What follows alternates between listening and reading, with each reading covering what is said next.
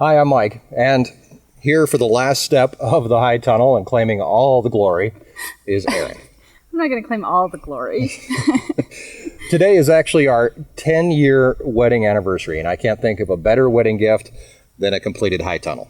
Well, I'm excited. 99% completed high tunnel. Done. So we're going to take you through the last and hopefully the final steps of the high tunnel today on our Wyoming Life.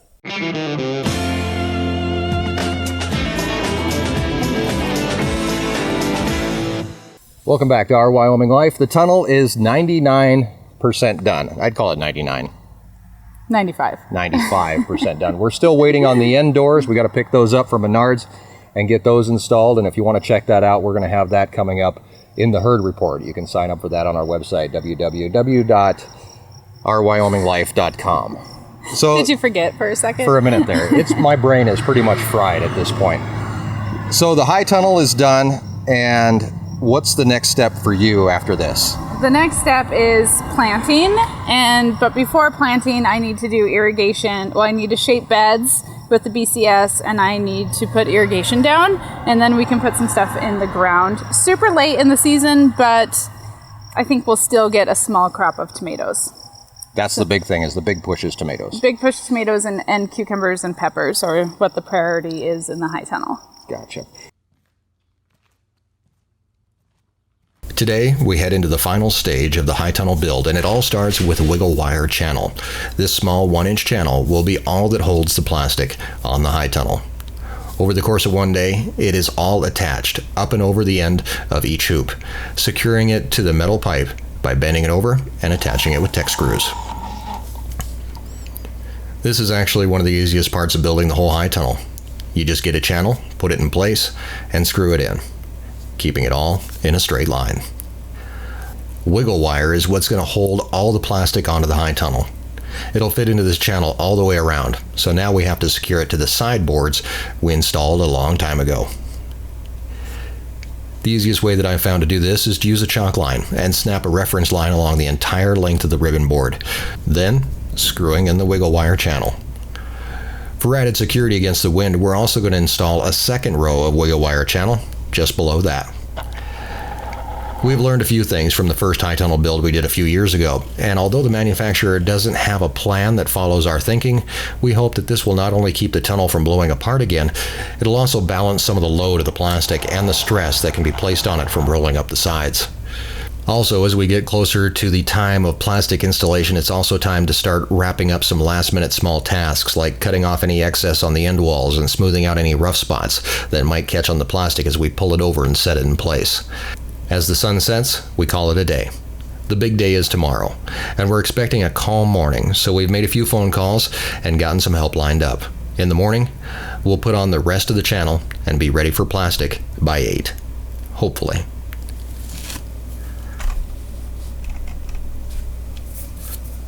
This morning is a busy one.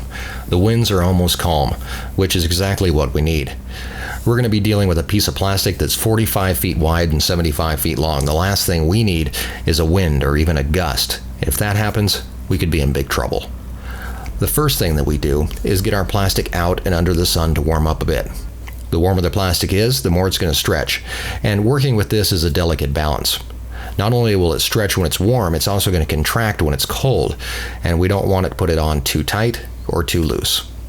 Erin's out with me this morning as she starts taping off any exposed bolts that might rub on plastic and tightens anchors that hold the high tunnel in place. Using the BCS tractor, I mowed down some grass to prevent anything from poking plastic or preventing us from sliding it along the ground as we pull it over the structure. Help arrives, including neighbor Gary and our friends Nick and Stephanie. Plastic is unrolled, and we put it in place. Rope will be attached to the plastic and used to pull it up over the entire tunnel. 4 people will pull it over, while others guide the edges and make sure the plastic doesn't get caught on anything. Utilizing a golf ball, we wrap the plastic around it, then we tie the rope around that. That helps, so we're pulling against the golf ball and not just the plastic. The plastic is 12 mil thick. Now, a human hair is 1 mil thick, so this plastic is about as thick as 12 human hairs, and it's woven plastic. It has small fibers throughout the entire sheet. This will hopefully stop any rips or tears that may happen over time, and it'll keep them from spreading, as we've dealt with in the past with regular plastic. Our window here might be a short one, so all the ropes are tied on, and it's time to get this thing up and over. Nice and smooth.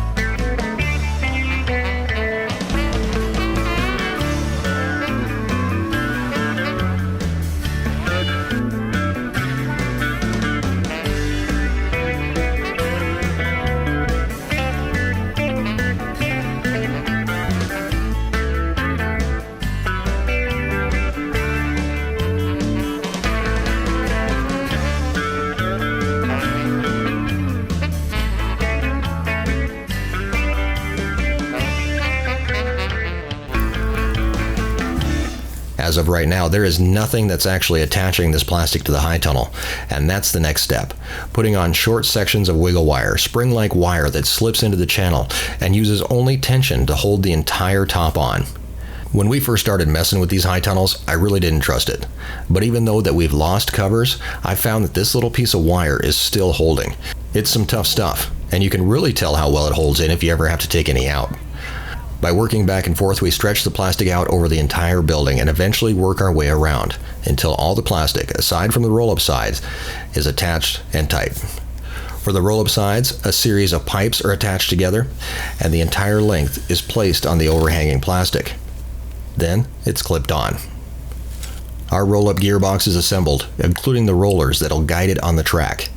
The gearbox is fitted to the end of the roll-up pipe. The track is fitted to the tunnel. And using a hook on a stick, we can roll up the slides. Slowly. Very slowly. But for every problem, there's a solution.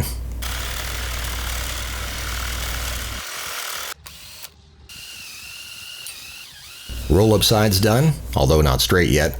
That'll soon be fixed. We can now install our anti-billow rope that'll keep the roll-up sides in place and prevents them from blowing out.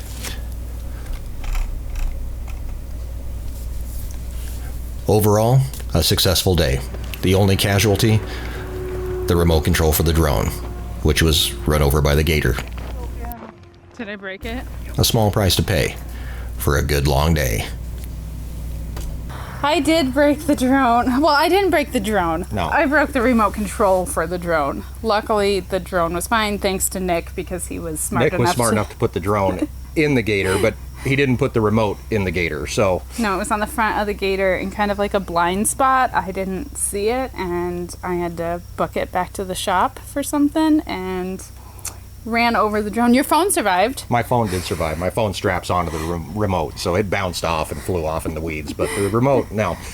Anyway, so that's it. The high tunnel is done. We're moving on. We've got branding coming up this weekend. That is on Saturday. We're going to start that about 7 o'clock Mountain Time.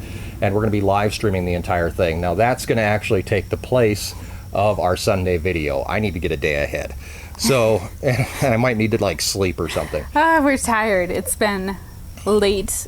To get the cover on, we still had a bunch of stuff that we had to do that we talked about in the video, and it was a couple late nights, and the reason we rushed so fast is branding, haying, and we had a great day with no wind. Yeah. And it was check the forecast and we had to go. So yeah. It's been a few really long days and late nights and not much sleep for either one of us. Exactly. So yeah, branding, be sure you're there for that. We're going to start up haying probably the day after branding, Sunday. Probably on Sunday. And we've got company coming in, and little do they know that they're going to get put to work because we don't have time to I hang feel out. so bad that they're coming and we're going to put them to work. But at the same time, it's like such a blessing because they're very capable and... Right. These are some friends of mine that are coming down from Montana.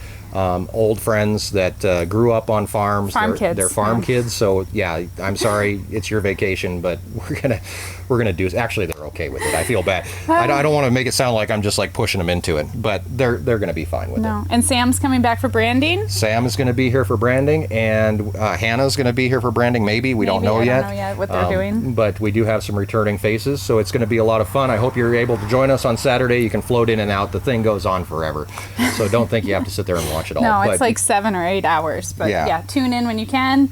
We'll be trying to answer as many questions as we can during branding. I will be in and out of the house answering stuff on the computer, and Mike will answer stuff as it pops up on the screen if you have time. if I'm holding the phone. It is going to be done on a phone with no Wi-Fi, so it might not be the best quality. Yeah. So, the recap video, though, will hopefully be a little better quality in the herd report. So make sure that you sign up for that herd report so you can get the branding recap and the doors when we get the doors put in. Right. We'll have all that coming up. So thanks for hanging out with us. Make sure you subscribe, hit that bell notification so that you get the notifications when we put out new videos, because over the next couple months, it might be a little sporadic. We don't know what's going to happen. The next few weeks are going to be really rough. Right. Haying. I don't know. I'm kind of on the fence about haying. I'm driving around in a tractor in circles all day long. I might actually have more time to get stuff done. We'll find out. We can see if we can edit a video while we're driving a tractor. Anyway, thanks for hanging out with us today. We will see you again on Saturday morning. We'll be hanging out as a big truck goes by. We'll be hanging out Saturday morning, so make sure you come down and join us. Hang out with us for some branding, and we'll have a lot of fun. Until then, have a great week, and thanks for joining us in our Wyoming Life.